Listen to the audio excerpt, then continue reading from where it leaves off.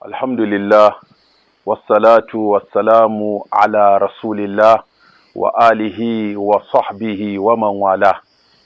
Allah subhanahu wa ta'ala ya umarce mu da yin zikiri da addu'a. Yace ala bi zikirillah tatma'innul qulub. Sannan ya umarce mu da yin addu'a da yace ud'u rabbakum tadarruan wa khufiya. Wa qala rabbukum ud'uni astajib lakum.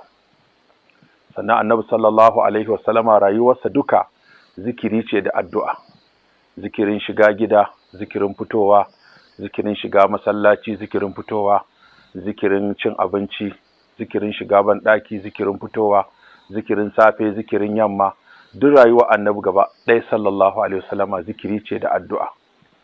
To wannan yasa ya koya mana zikirori a cikin sallah da kuma zikirori da ake yi bayan an idar da sallah. Waɗannan zikirori da addu'o'i da ake gabatarwa bayan an yi sallama daga sallah suna da mahimmanci mutum ya riƙe su kuma ya yi amfani da su kuma ya dinga karanta su. Waɗannan zikirori sun zo kala-kala kuma sun zo da yawa. Ba ana nufin duk sai mutum ya yi su gaba ɗaya a bayan kowace sallah ba. Abin da ake nufi dai mutum ya dinga yin su, wani ya yi su bayan azahar, bayan la'asar, bayan magariba, bayan isha, bayan asuba. Don haka zikiri da addu'a shi yake ba mutum nutsuwa, shi yake ƙara kusanta mutum zuwa ga Allah. Daga ci waɗannan zikirori idan annabi sallallahu alaihi wasallama ya yi sallama daga sallah sai ce Allahumma anta salam wa minka salam tabarakta ya zal jalali wal ikram. Bayan ya yi istighfari kafa uku, astaghfirullah astaghfirullah astaghfirullah, sai ce Allahumma anta salam wa minka salam tabarakta ya zal jalali wal ikram.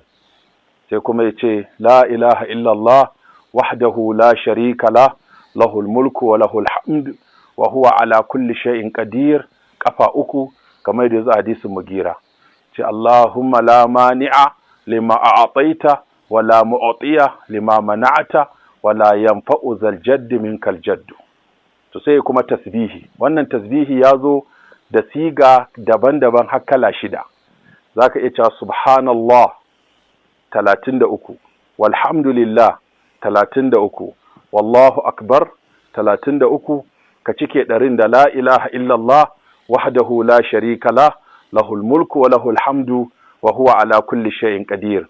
Kala na biyu ka ce subhanallah 33, walhamdulillah 33, wallahu akbar 34, shi ma zama 100.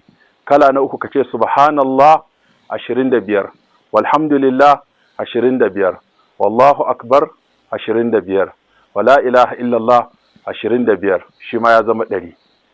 Kala na biyar kace subhanallah 33, walhamdulillah 33, wallahu akbar 33, sai ka tsaya 99.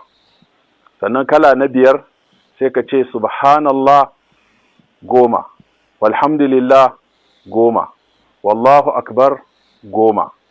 Kala na shida kuma subhanallah 11, walhamdulillah 11, wallahu akbar 11. To a cikin waɗannan kaloli guda shida za ka iya ɗaukan wannan ka yi shi a wannan lokacin, wannan ka yi shi a wannan lokacin, wannan ka yi shi a wannan lokacin.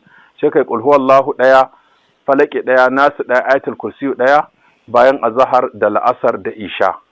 Bayan magariba kuma da asuba sai kai qul huwallahu kafa 3, kai falaki kafa 3, kai nasu kafa 3, kai ayatul kursiyu kafa 1. Wannan zikirori suna da amfani sosai. Idan bayan asuba ne da bayan asuba da bayan magariba sai kai la ilaha illallah wahdahu la sharika la lahul mulku wa lahul hamd yuhyi wa yumit wa huwa ala kulli shay'in qadir kafa 10 bayan asuba da bayan magariba. Haka da kai sallama daga asuba sai ka as'aluka ilman nafi'an wa rizqan tayyiban wa amalan mutaqabbala. Sannan yadda mutum zai kirga zai amfani da hannun dama ko ya tsaye haka subhanallah subhanallah subhanallah subhanallah subhanallah subhanallah subhanallah subhanallah subhanallah subhanallah subhanallah subhanallah subhanallah subhanallah subhanallah in ya kai 15.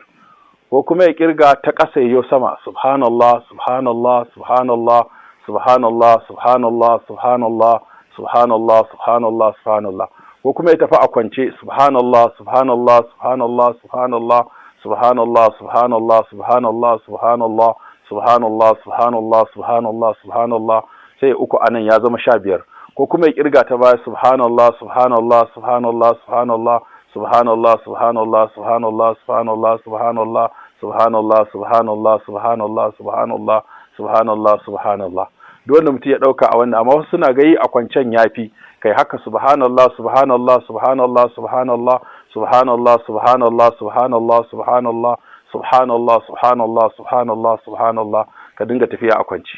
Waɗannan da duka annabi da ya kirga da hannu, kuma asali ana so mutum ya kirga da hannunsa domin yan yatsun mutum za su yi masa shaida ranar alkiyama, ko musamman yan yatsun dama. Muna fata Allah ya ba mu ikon yin waɗannan zikirori da addu'o'i, kuma Allah ya karɓa mana. Wassalamu alaikum wa rahmatullahi wa barakatuh.